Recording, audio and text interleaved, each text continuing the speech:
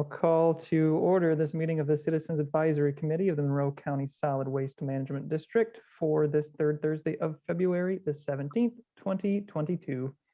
Rondi, will you please call roll? As soon as you're unmuted. Sure. Thank you. John Arnold.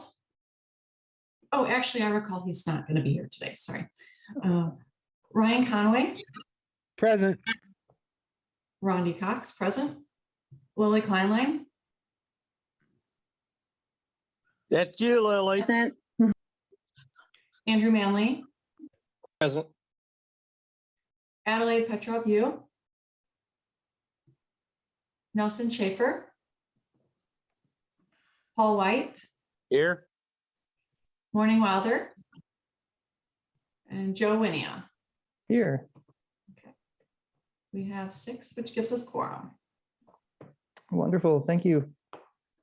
So then we will go on to our first order of business, which is adoption of the agenda, which I'm going to share with all panelists. Sorry, there's some new menus involved.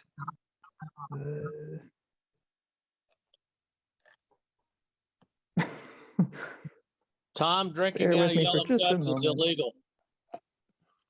I'm still trying to figure it out.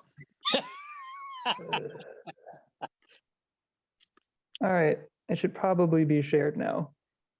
So can I get confirmation? Actually, yeah, I think it's Yep. shared. Confirmation. Okay, thank you, everyone. So a little more shuffling of windows required. Apologies. I'm going to set the tone for the rest of the meeting. Looks All like right, we have a new arrival. Yeah, do we? I can't see anything anymore. Welcome, Adelaide. All right, so approval of the agenda. Yes, this was distributed by email and uploaded to Dropbox on Monday, February 14th. Are there any objections to sharing the agenda as it is shared and was distributed? Seeing and hearing none, the agenda is adopted. And so we will go on to approval Joe, of the meeting minutes. Yes. No objections.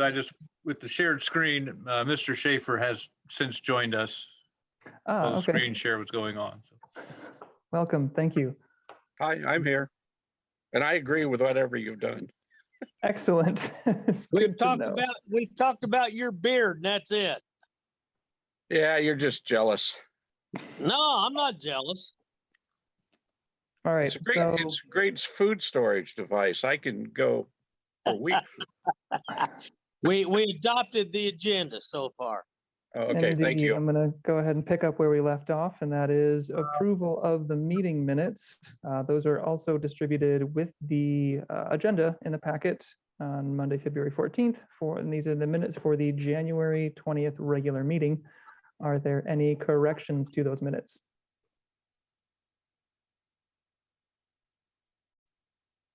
All right, seeing none, I will note 2 corrections that I had made. I also noted them in the file in Dropbox itself, but the first is that the chair report was not included in the report section.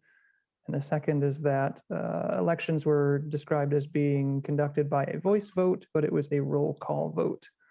So we will follow up on those with the secretary. And if there are no further corrections, those minutes are approved as corrected. And we will move on to reports, first from the district, if you would be so kind, Tom. I will. And the first thing that I want to report actually is a CAC matter. And this does not have to be decided tonight, but they have been advised that your September the 15th meeting is in all likelihood going to have to be relocated or rescheduled, assuming that we'll be doing in-person or hybrid meetings by that time. And the Nat U Hill room will not be available due to budget hearings on September the 15th. So just bring that to the CAC's attention. And if in the next month or two, you can make a determination on canceling, rescheduling, relocating that meeting so we can let the county know so they can correct their calendar and make sure we're set up for Zoom, hybrid, whatever it is we need to do for that meeting.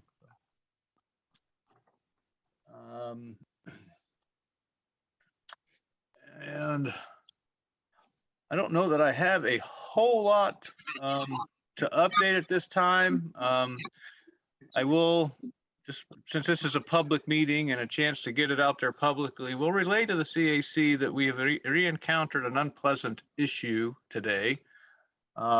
Year or so ago, we were having an issue at our Ellisville Recycling Center where somebody was depositing human waste in their orange bags. And the Republic driver discovered that again this morning. And that is a significant issue. It is a health hazard to the Republic Services employees. If it continues, it runs the risk of us having to suspend the orange bag program at the Ellisville location. So we will continue to put that out there publicly as we did last time, and it seemed to work for a year or so. And we'll see where it goes this time, but hopefully we can get that get the person aware that that's not acceptable and get it stopped so we don't have any interruption in service at our Ellisville facility. Let's see, still working on apartment recycling. Have reached out to a couple of property managers that might have space available in parking lots at their facilities that we could do a recycling drop off that would be conveniently located to a large number of apartment complexes. So it's all very preliminary, but need to identify locations and gauge interest of the parties that control those properties of allowing the district to do that. So we'll see what kind of response we get there. We have an open request for information regarding waste tire management in Monroe County in an effort to gauge the need for additional services and if the district should be providing those, and try to assure some compliance with the state statutes that govern solid waste districts providing such services. Those are due on March the 4th. Have not received any responses to this point, but do hope to have some responses and be able to present those to the board at their March meeting. Depending on what information we get in those responses will kind of dictate the path forward for the district regarding waste tires and whether or not we're going to start a program to accept those. Also have an open request for bid for an orange bag vendor. Those are also due on March the 4th. Those are to be delivered sealed. They'll be opened at a public meeting at noon on the 4th with the intent to be that staff would vet and review the bids received over that next week and present the bids received to the board with a recommendation for award of a contract on that. That's kind of the big things going on at the district. I'll remember this time and beat Joe to the punch on the website is up and running. And Joe can give a little bit more detail on it, but a neat feature that I think that Joe's idea to add in there when we launch that, there's a little feedback, an opportunity to provide feedback, a little window that pops up when you're visiting the site for the first time. And I know that we have gotten some feedback. Joe's indicated that that's been positive on the new website. So we're glad that we're getting the feedback. We're glad that people seem to be liking the new design of the website and that feel that it's easier to navigate and find the information that they're looking for. That's all that I have. Thank you very much, Tom. Are there any questions on that report? I have a question that's semi-related, and we can revisit this at a different time if it's not the appropriate time to talk about it. But just speaking of having the website and having that be an easy place to access information, I got a letter recently in the mail with the new schedule for trash pickup. And in that letter was a list of things that you can't recycle. It included food grade cardboard like pizza boxes or frozen like frozen meal boxes, and I was wondering what was meant by that. Like, I know, pizza, if the cardboard box is greasy and stuff, then you can't recycle it. But, if I had literally that night, I was having like a frozen pizza from a box. And then I was like, oh, can I not recycle this? It wasn't touched by any grease or anything, but it's a frozen food container. And so I was wondering if I could either get clarification, or if you think that's something that could be included on the website if it isn't already. Well, but what you got's from the city of Bloomington. Oh, okay, yeah. And that is, a separate program from ours, and that's run by the city.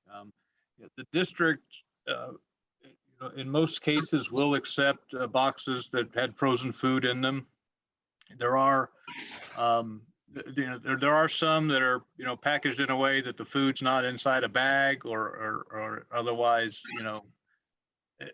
prohibited from coming in contact with the cardboard. And there can be times where if things start to thaw out in the box, or depending on exactly what it is, you can still wind up with some food residue on the cardboard. And that would at some point in the recycling process get kicked out because of that contamination.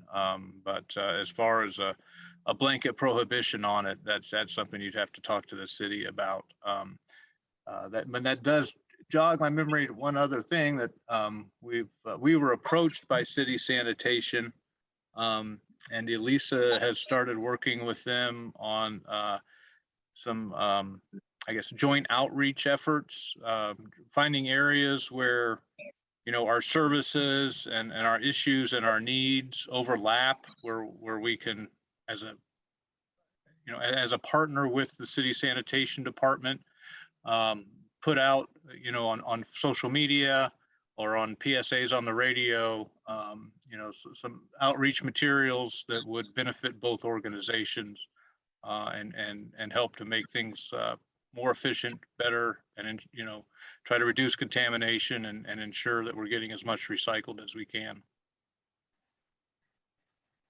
That was really helpful. Thank you. It might actually be neat if, I don't know how much work would be involved for this, but if there was some sort of grid that said, like things that you might want to recycle, and, as rows, and then for the columns, it would be like the district and the city. So you could see, even though I can't recycle with the city, this particular item with the city, I could recycle it with the district, or although that could be very cumbersome, especially if you get down to very, listing every specific item. But I've always thought that would be really neat, because then people would know I can or I can't recycle this, and here's where I can put it. But. Well, yeah, but there's not going to be a whole lot of things that we can recycle that the city doesn't, or vice versa. The frozen food box, I was not aware that the city did not recycle those. And I know, Joe, when we were doing the website, that was one of the questions that came up when we were doing accepted and unaccepted item list, was the boxes that contain frozen food. So that's really, I think, the first material or item I'm aware of that the city doesn't want that we would accept. It does seem like, aren't those frozen food boxes often coated in a thin layer of plastic? Some are. The pizza boxes aren't. Okay, I haven't bought frozen pizza in years. And and it could be a situation where, and I can't speak for the city, but because because there's enough of those that have a coating in them, that don't have an inner packaging keeping the food from coming in contact with the cardboard, that they found it easier just to do the blanket prohibition and to try to piecemeal exactly what can and can't be accepted. And it, and unfortunately use the material that way, but in the bigger picture, that's a policy that would do more to reduce contamination, rather than getting involved in having confused customers. And, when in doubt, it's free to recycle, or, cheaper to recycle, and that's how they make their decision, not based on, what's actually the proper step to take.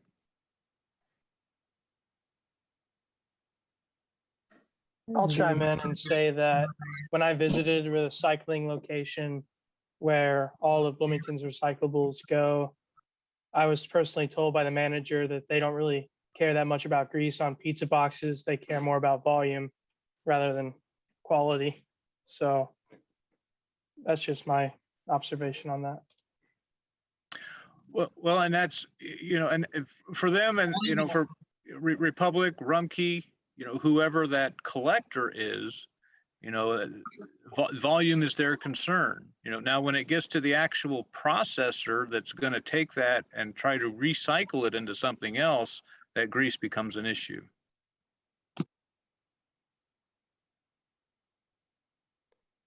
Agreed. Very important points, Paul. I do want to quick interject a moment and ask that, Paul, if you wouldn't mind putting your device on mute at the moment. There's a lot of audio feedback that's been coming through over the conversation. That would help reduce that. Sure, I have no idea what it is. I shut everything off. Thank you. And I do want to note as well on that topic of sorting, that was a conversation that I had. Well, actually, sorry, I'm out of order here. Are there any other questions on Tom's report or on the district's report?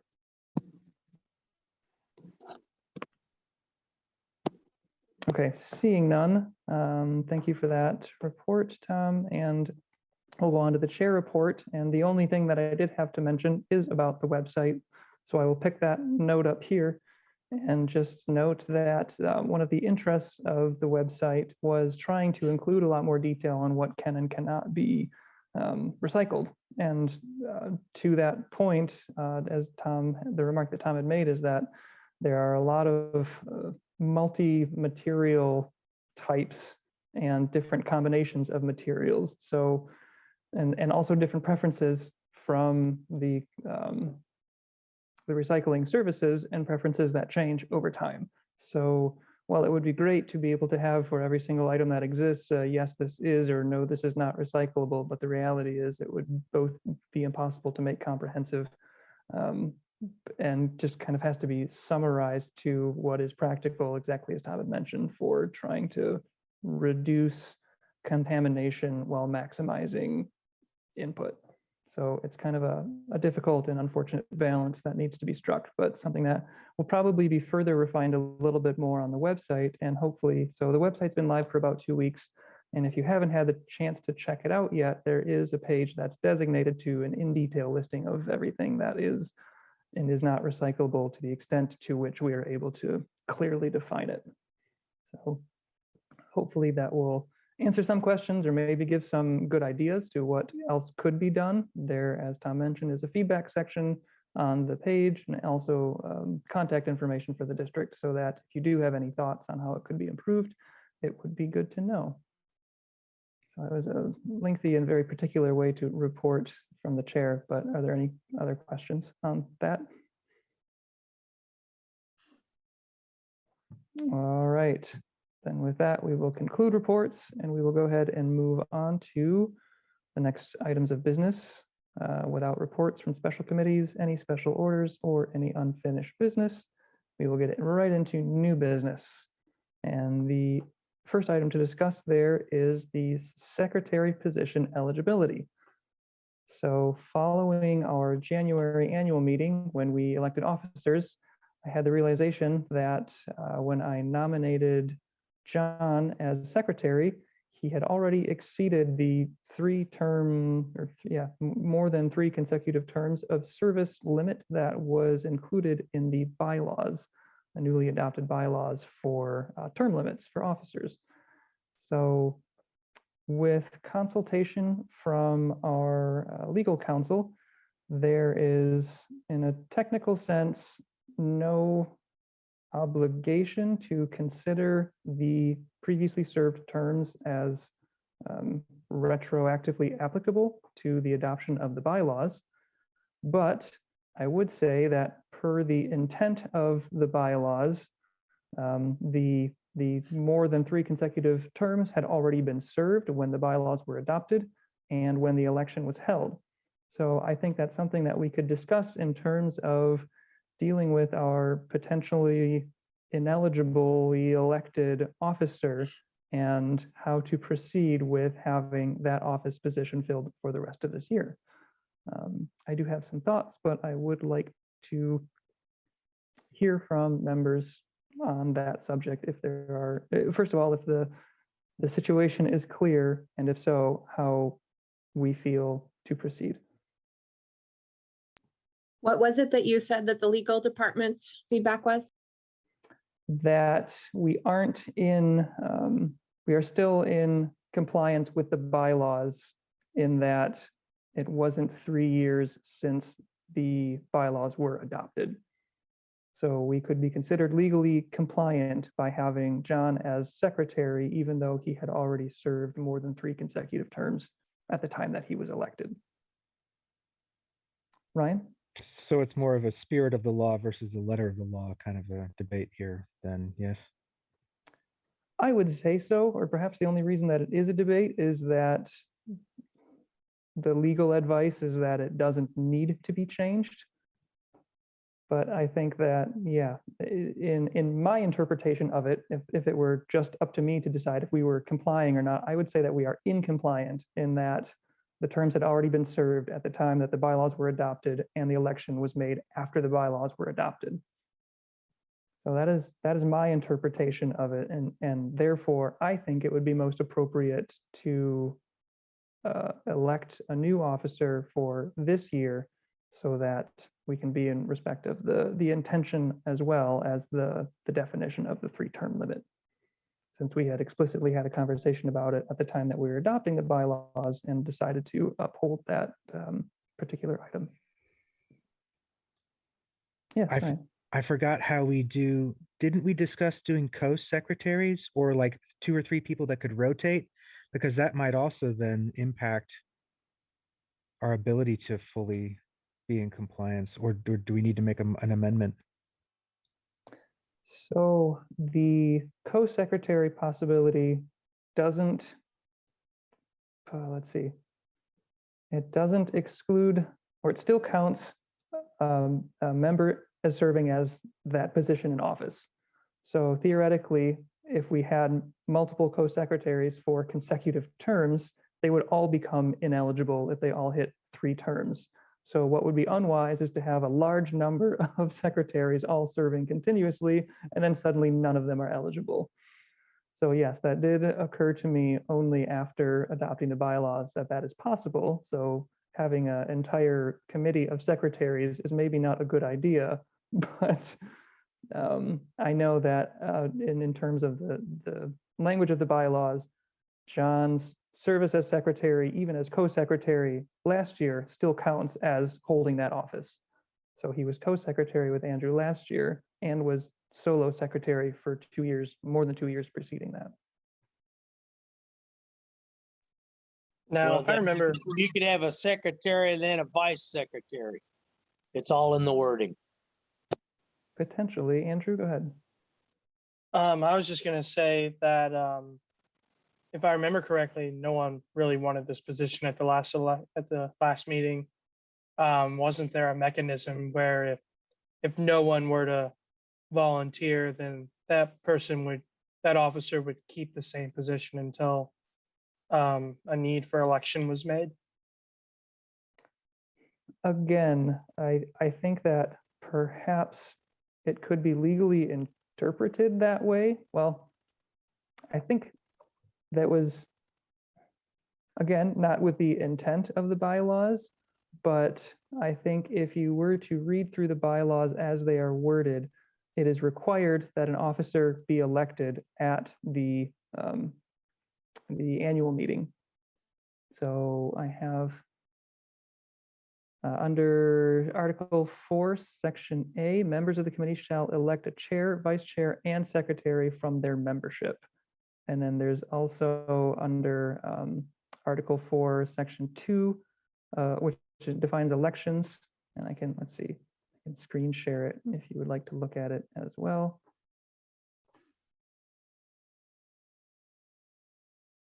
So what I'm referencing here is at the top of the page, elections time. At the initial meeting of each year, membership shall elect the required officers from their membership. And then under eligibility, section 3, it says must be within officer term limits as defined in Article 4.4b, which if we go down a little bit further, says that an office may only be held at this by the same member for 3 consecutive terms. Now, the carryover clause that you mentioned was that I have to find the section, but the intent was that if the meeting is not held or the position cannot be filled for any reason, that it wouldn't just result in no one holding the position. It's on the page down, page Sorry. 5, I think 4. Yeah, in the event 4A2. Yes, exactly. So in the event that elections do not take place within 1 year, officers shall continue to serve until the election of their successor. So I would don't- add that Joe mentioned that John has served that role for 6 terms. And before that, I served it, I can't remember, but probably at least 3 up to 5.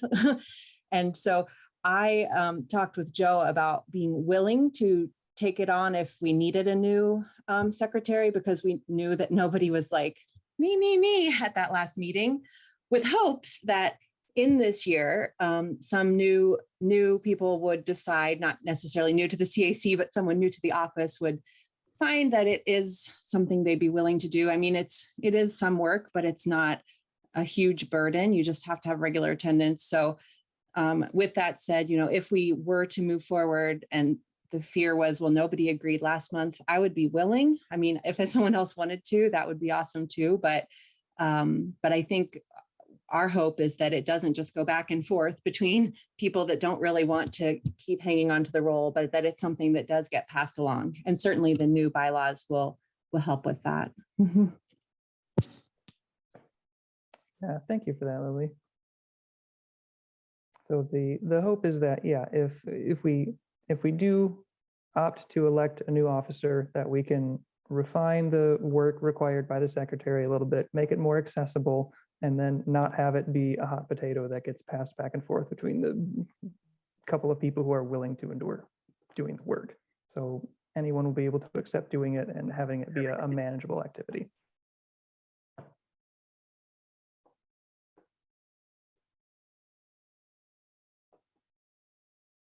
So that said, is there, let's see how to proceed. I think I would move that we elect a new secretary to ensure compliance with both the intent and the definition of the bylaws. Article 4, Section 4B, limit of terms.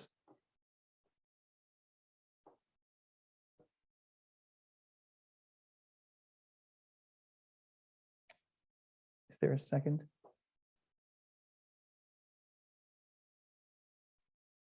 Second.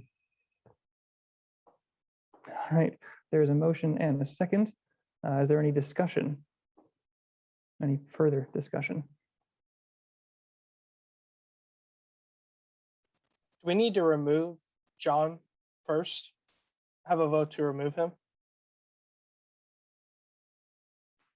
That is an excellent question and would be great to have a parliamentarian to answer, but we do not have one.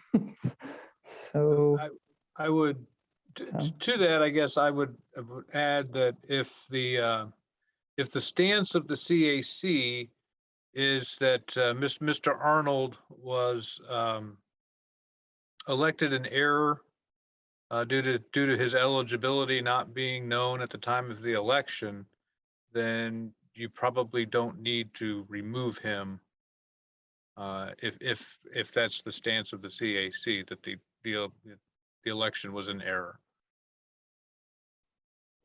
I will also note that the vote would just be, or this motion would just be to elect a new officer and wouldn't actually be the election. So if we vote no, then nothing would change. And if we vote yes, then we can make a motion that could even include that language too, just to have clarity.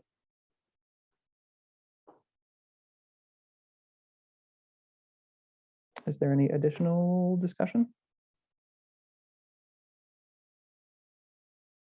All right, with that, if the vice chair would please make a roll call vote.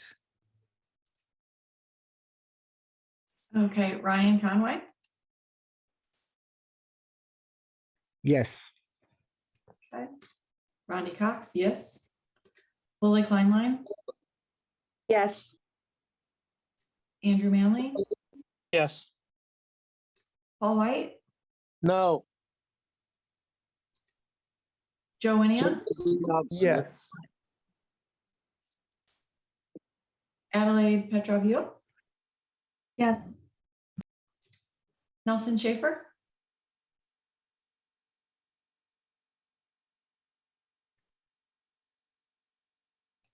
Yes. I forgot to unmute. that's everyone present. And let's see, the votes were 1, 2, 3, 4, 7 yes, 1 no. All right, with that, the motion carries and we will elect a new secretary. For the election process, I think I will nominate Lily Kleinlein.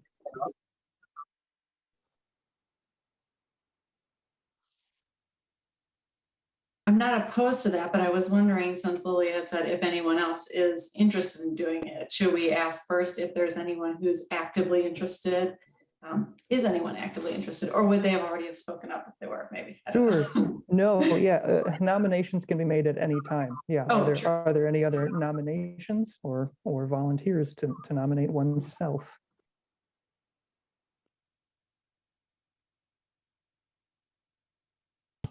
I will say it's not as bad as we're kind of making it out to be. I just think I wish John were here to speak for himself, because I know he has enjoyed doing it as well. It just is something that's nice to get a little break from. So, and Andrew has done it as well. So I believe all of us who have been secretary could say it is a great little entry post to leadership in a commission or a board. But I would be willing to accept if needed.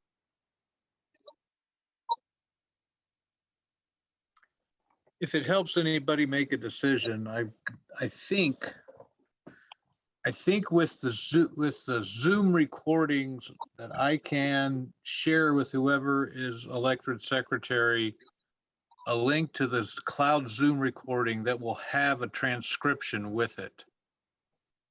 Talk to text, so it's not perfect, but it sometimes when we do our board minutes and stuff, it's a lot of times makes it a little easier to get through them.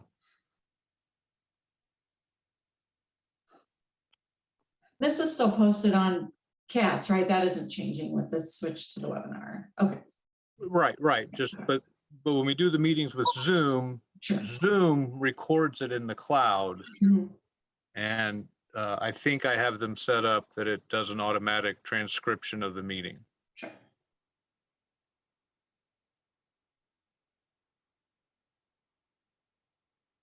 All right, without any further nominations, I will take a quick look at the election process.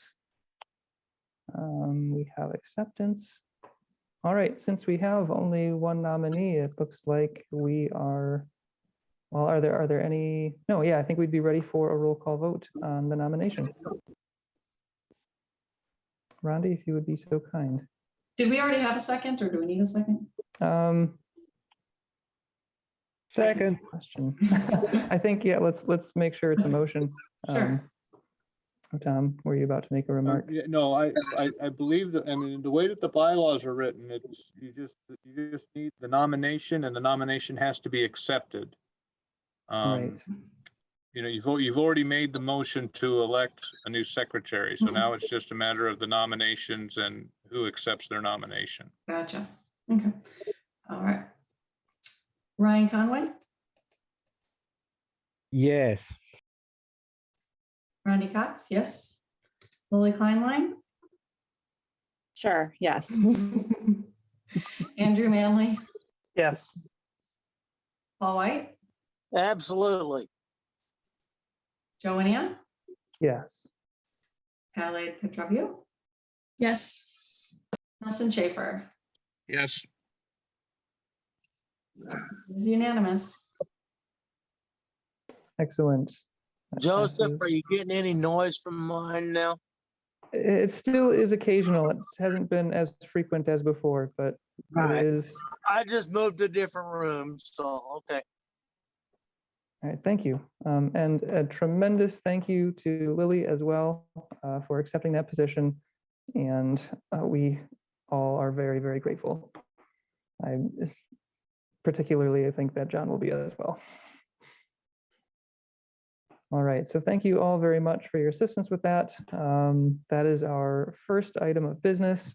The second is on presentation for Robert's Rules of Order, which will probably take me a moment to get set up because of the the Zoom setup. It might be a little bit challenging, so bear with me for a moment.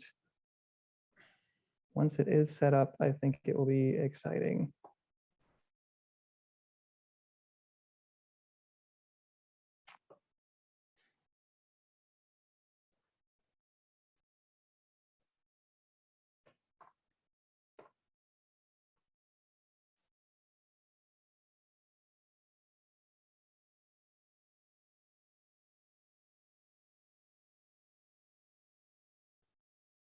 Adelaide, while he's setting that up, I'm unfamiliar with that emoji. I'm not as young as I once was, so the kids may be using it in a different way these days. But to me, that's like, yay, with like raise the roof type hands. It's celebratory.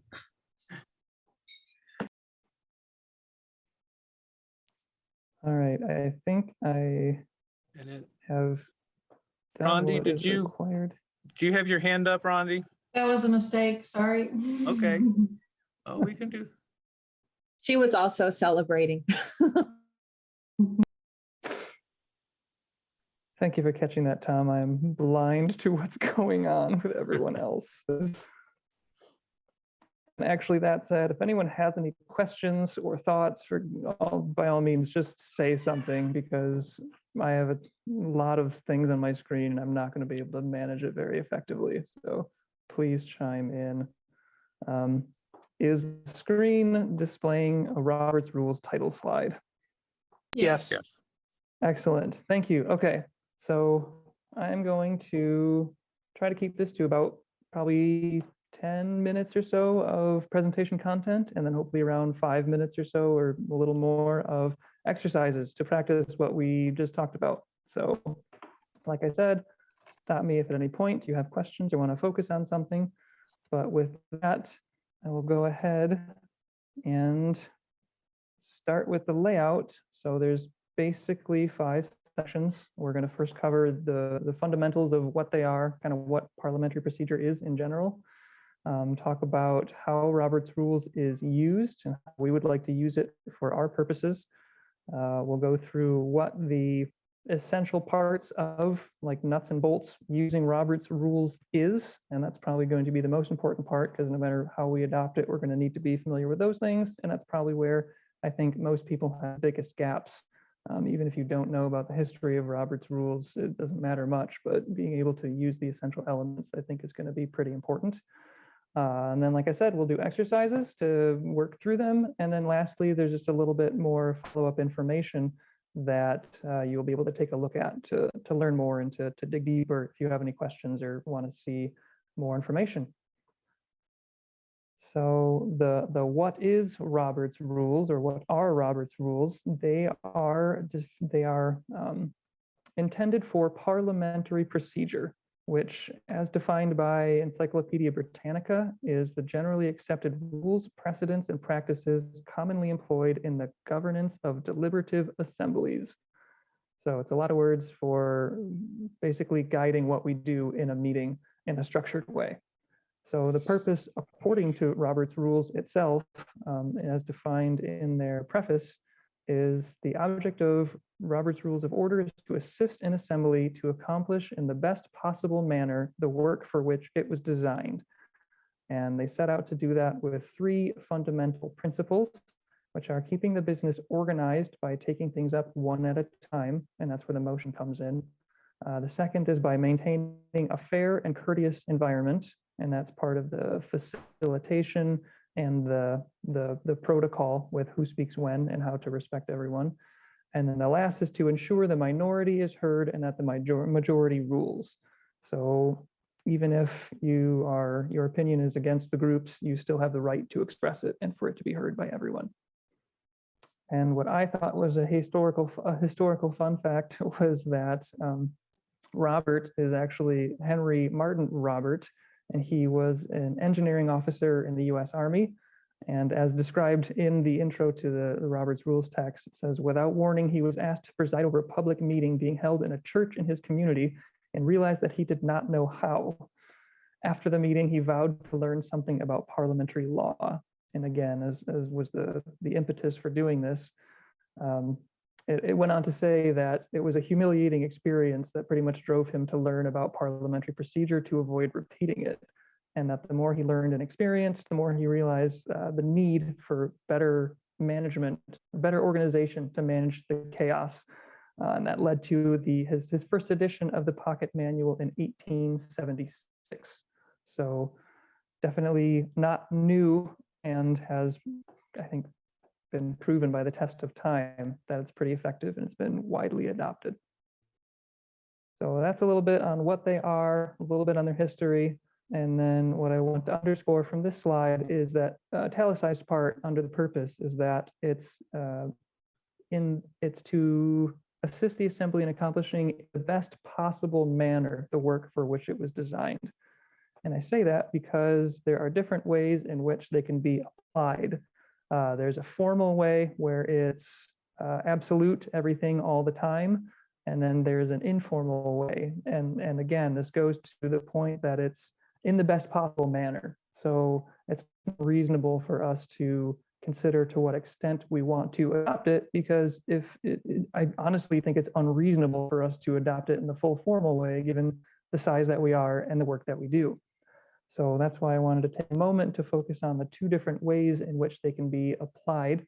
So the first is formal, and this is what you'll see in municipal meetings, for instance, like a City of Bloomington Common Council, any state government type work, where members always request the floor.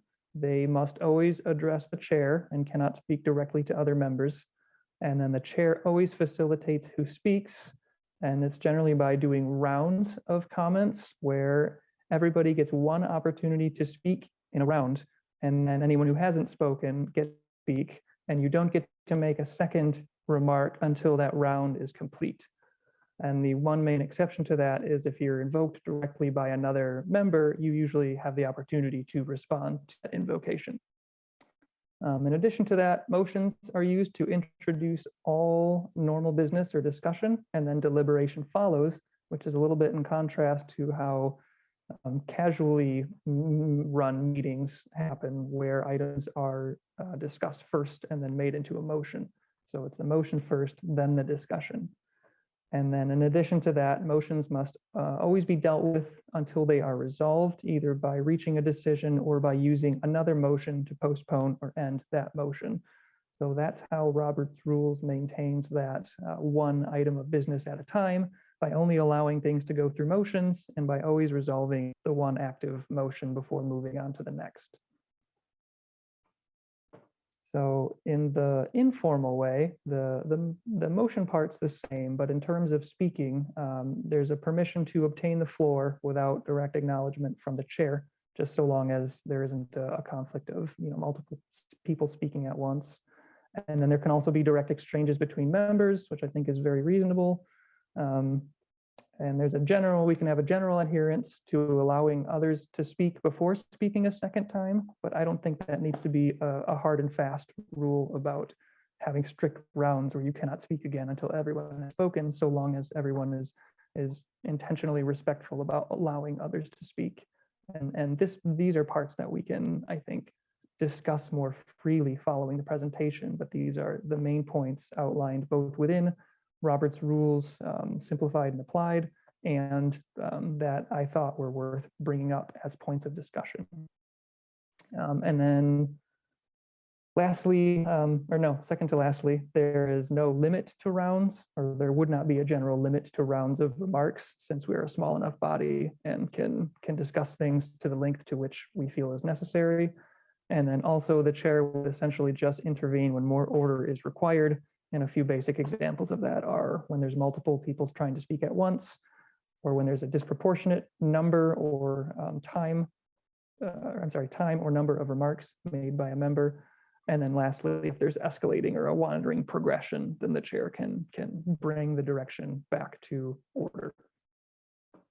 And really quickly, those are the two options compared side by side, where you can just see kind of where things must be done and where things can optionally be done.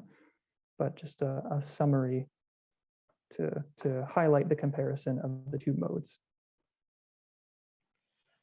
With that, that's a bit of that's really the end of the introductory type items. And then we go into section 3, which is the essentials, the nuts and bolts part.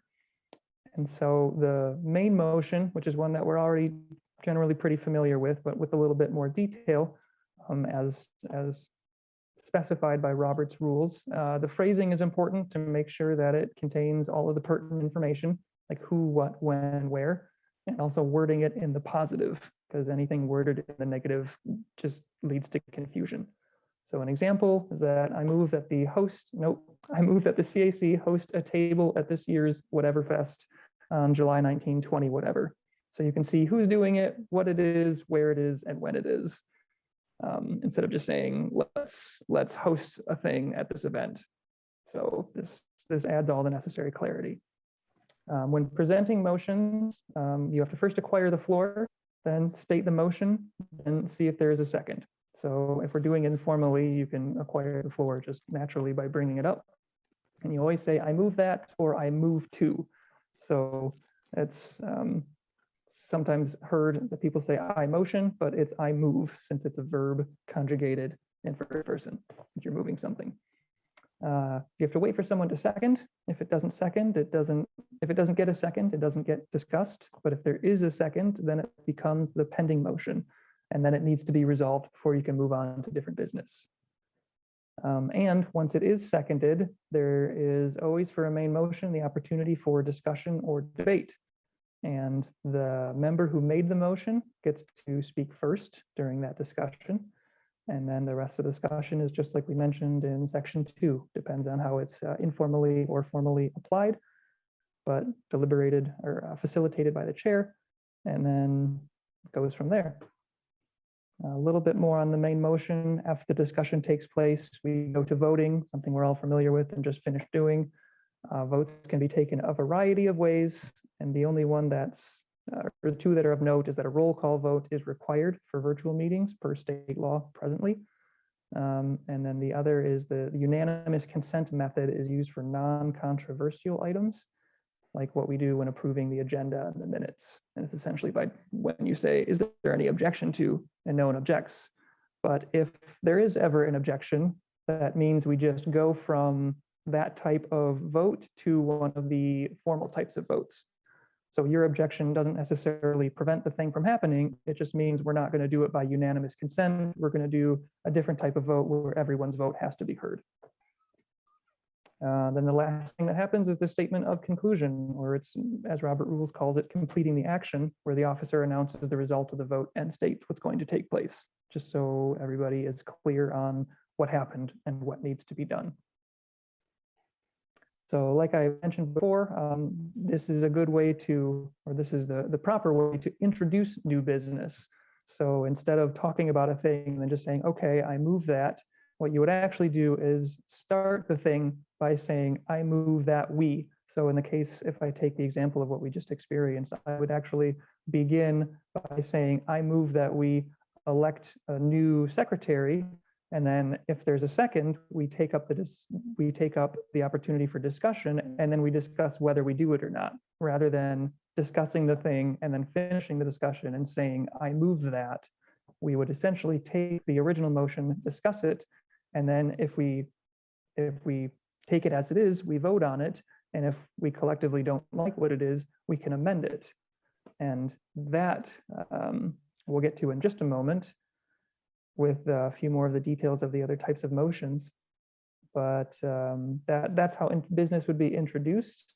And then with seconding, similarly, you don't have to agree with the motion to second it. It just means you want it to be taken up for discussion. So if you don't agree with the motion, but you want to talk about it, do second it, because if it's not seconded, it won't be discussed. Something to keep in mind. And then lastly, a term that will come up a little bit later is the question. And that just means the result of the motion. So the motion is essentially, I think that we should do this. And then the question is essentially, do you agree? That's what you vote on at the end when you say yes or no. You are saying, do I want to uphold this thing or not? So there are future motions that refer to the question. It's useful to know that going forward. And so this isn't intuitively a motion, but a resolution is essentially a main motion. And it is just one that is made either to because of the length, complexity, or importance of a particular motion. So it's just a written, formalized motion. So voting on it essentially does the same thing as if you were to just verbally say, I move that. The only other difference that it might have from a regular main motion is that it can have a preamble, which is the whereas clauses. So I grabbed this example from a resolution, our last resolution in 2021 to adopt the bylaws. And you can see it just has a whereas to give some of the context, and then the now therefore.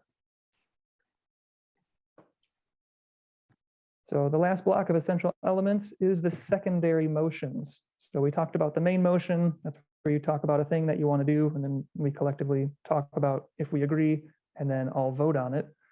And these motions are, as the purpose describes, to help the assembly decide what to do with the main motion or how to get things done in the meeting. So it's considered a preempt to the existing motion, and it becomes the immediately pending motion instead of just the pending motion. So the main motion is still pending, but if you propose a secondary motion, that becomes the immediately pending motion, and that's what gets taken up and needs to be resolved before proceeding. And they're always just taken up in the order that they're received. So if you keep on having preempting motions, you just keep on addressing the current motion, and then you work your way backwards through all of those motions in the order that they were received. Just for organizational purposes, yes, I hear audio. Did someone have a remark? Yeah, that would be when we make amendments, correct? Yes, exactly. So we'll have in the next couple of slides details on exactly all of the types of secondary motions, or I guess the names of them. And then those are a type of, so the first group or the first class is subsidiary motions, which are used for the process of disposing of a main motion. Disposing just meaning coming to a conclusion on. So amending is one of these subsidiary motions. There are also privileged motions, which apply to the meeting itself and not the main motion. So you'll see again in just a moment examples of that type of motion. And then the last type is incidental motions, and those are all related to procedure. I don't know why the category names have nothing to do with what the motions actually apply to, which is why I put them all in brackets with what their actual practical categories are. And then the last thing, which is a little bit detailed for this discussion, but important to know in general, is that each motion has its own set of characteristics. So a motion among all of these types of secondary motions, they can be, some are debatable or not, some can be amended, some cannot, some require only a majority vote, others do not. And there's a table that defines what all of these are.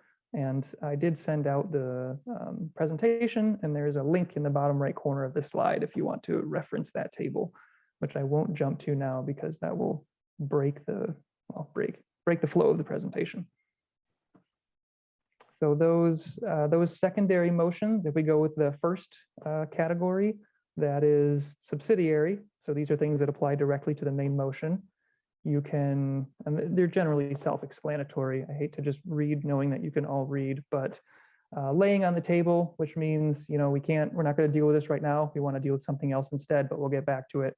Previous question, that's the question that I mentioned earlier. It means, let's get to the question. Do we agree on this or not? Let's stop debate, let's vote. It's just kind of antiquated way of putting it. Previous question. Limit or extend limits of debate. That one's clear. Postpone to a certain time. Let's say it doesn't have to be even like an hourly time so much as another meeting. let's take this up in the March meeting. So that would get postponed to the March meeting, and then it would fall in the March agenda as a postponed item. Referring to a committee is clear. Amending, I think, is clear. And then postpone indefinitely is where we don't want to talk about this. We don't want to vote on this anymore. We're just going to let the motion go. So the next category of motions is privileged, which are meeting related motions. So again, not about the main motion, not about what we're talking about, but just about the meeting itself. So fixing the time of which to adjourn. Oh my goodness, I am just taking note of the time, which has cruised by, and I'm realizing that we are within 2 minutes of the scheduled end time of our regular meeting, which I see we have no members of the public present, but still have, I think, one more slide remaining of just the presentation. We can opt to extend if anyone is willing to offer a motion, or plow through the remaining 2 slides into 1 more minute. Any thoughts? I move that we extend. I cannot extend tonight, sorry. There is a motion to extend. Is there a second? Second. There is a motion and a second to extend the meeting. Good example of specificity. Is there a time to which to extend in this motion? Well, we could extend for next month, but let's just extend it today for another no more than 15 minutes. All right. So the motion is to extend the present meeting for 15 minutes. Is there any discussion? Seeing none, can we take a roll call vote? Ryan Conway, Yes. Ronnie Cox, no. Willie Kleinlein, Yes. Andrew Manley, Yes. Paul White, Yes. Joe Winia, Yes. Adelaide Petrovio, Yes. Nelson Schaefer. Yes, Okay, that's, what is it, 8-1? 7-1, sorry.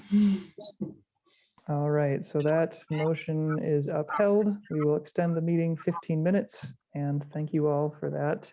I apologize for the poor time management, Rondi. I will connect with you on these things later if you are interested. It's okay. Yeah, I've just got to pack. All right. See you guys. Thanks, Rondi. Bye. All right. So picking back up with the previous pending item, which is the, I think, second to last set of secondary motions. So the middle group is the privileged motions. So when we just went through fixing the time to which to adjourn, just adjourning, having a recess, which is taking a break, or raising a question of privilege. So this one would be a good example, I think, is if there's, in case of a Zoom meeting, audio or video disturbances, or in the case of weather, if it's a hot room and we need to open a window because you feel like you're about to pass out, you can raise a question of privilege. And then the last one is calling for the orders of the day, which just means sticking to the agenda. If we're in the weeds talking about something that's unrelated and wasn't proposed, and you would like to get back to the order of business, you can call for the orders of the day. So the last category of motions are incidental or procedural motions. And these are all related to the procedure of the meeting. So point of order, if something is happening that breaches the rules of order, you can appeal if you disagree with the chairs. Division of the assembly, again, kind of an antiquated way to put it, but it just means if you're taking a voice vote and you're not sure that, or you want to hear more specifically what the results of the vote are, you can call for a division to actually count the votes instead of just doing it by voice. A very valuable one that I think will be used regularly and good to know is requests and inquiries. So again, an opportunity to interrupt to make a point of information or a point of parliamentary inquiry where you can ask about anything that you need to know that's relevant to the pending motion. So that's a good way to interject to ask your question. It's possible to suspend the rules. If, for instance, we wanted to do elections differently, we could say, I move to suspend the rules and do elections this way. And then division of the question is if there's a motion that has multiple items to it, like let's say the motion is to do thing A and thing B, and you want to do one and not the other, you wouldn't want to vote on them in the same motion. So you would request a division of the question. So you could vote yes on one and no on the other. And then the last one is objection to consideration of a question. So if you think it's something that the body should not be deliberating on, or it's not an allowable motion to be made, you can object to even considering it. So in the interest of time, I will just note that there are general exercises that we might be able to take up in a future meeting that would just basically be a walkthrough of these types of motions and how to use them just to reinforce the information, but it was already a lot of information and I want to make sure that there are opportunities for questions as well.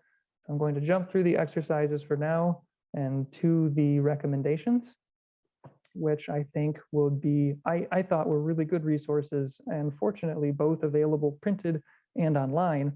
And that is the one that I use the most is Robert's Rules of Order Simplified and Applied, because it's not just the brute raw bunch of rules so much as a sort of table of contents style structured organization of Robert's rules, so that if you want to just look at motions or debate or specific types of motions, it's all instructionally organized and available by PDF online or at the Monroe County Public Library. So that's good for a hard written reference if you have questions. Obviously, Robert's Rules itself, the latest version is the definitive reference. So I've included that as well. All the links are live, so you can reference them through this slide if you want to. And then lastly, I included municipal meetings because I've also found those to be very effective. They're kind of like watching a volleyball match where you can get an idea of the rhythm of how it goes. And eventually you can almost anticipate who's going to say what when because of that structure and rhythm and organization. So with that, I'll open it up to questions since we have about 10 minutes remaining and just cruise through a lot of information in a lot more time than I anticipated.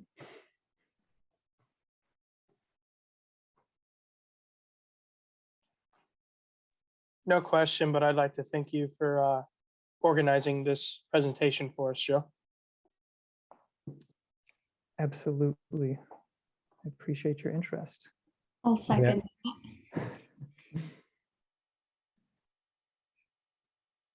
So I know we've talked, or we've mentioned at the last month's meeting about the potential for revisiting these on a sort of as needed basis. I hope that covered a foundational enough amount of information to at least be familiar with what some terms are, where you can find more about them, and hopefully develop a little bit of comfort around using them and how they work.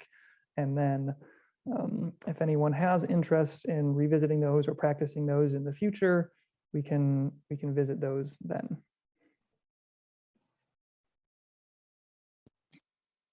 I want to Okay. thank Lily for her exuberance in wanting so much to be secretary again. You're welcome. I wouldn't go that far, but yep, happy to do it. I know Joe? John did a good job for a long time. Yes, Ryan. Would you share this slide deck with us?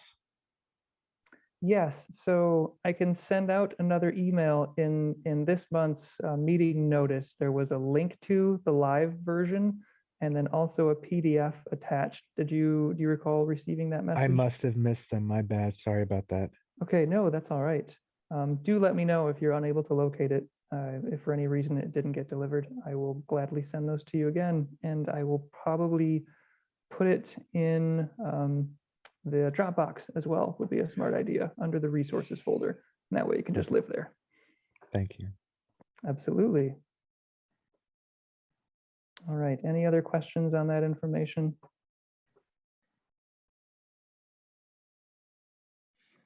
All right, seeing none, I have to shuffle everything back a moment to our agenda, which has as the third order of business 2022 objective planning, which I'm afraid we are going to have to take up at the March meeting.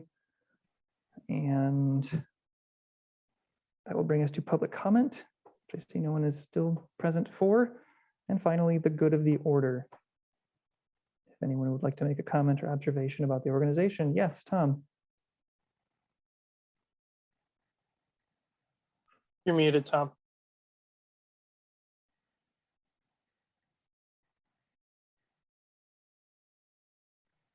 You guys can't read my lips?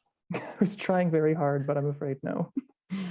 I just wanted to reference back to some previous discussions that have been had about scheduling a joint board and CAC meeting. I think board members have expressed a willingness and an interest to do that as well. For the board's purposes, it seems to work well for them to try to piggyback those onto the regularly scheduled board meetings, since they're already committed to that time frame. So if that's something that CAC is still interested in pursuing, you know, and want to look at doing that in time frame of the April or May board meetings, we can certainly you know, bring that to the board's attention at their March meeting, and try to get that on the calendar. Thank you, Tom. I will quick note on that. I did send out a scheduling poll.